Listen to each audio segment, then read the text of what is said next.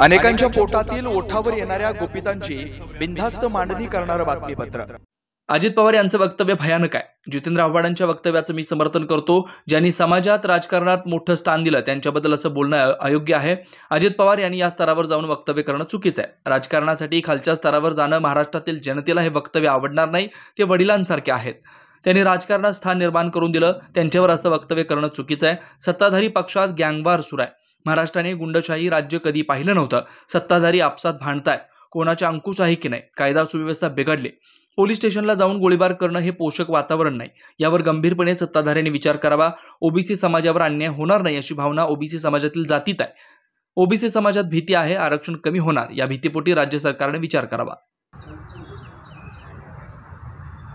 काल जे अजित पवार यांचं काल बारामतीला जे भाषण झालं त्यामध्ये बोलताना त्यांनी ज्या पद्धतीचं वक्तव्य केलं की भावनिकहून माननीय मोठे साहेब म्हणजे साहेब शरद पवार साहेब भावनिकहून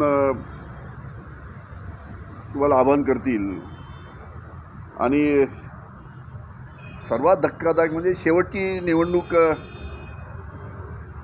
कधी होणार साहेबांची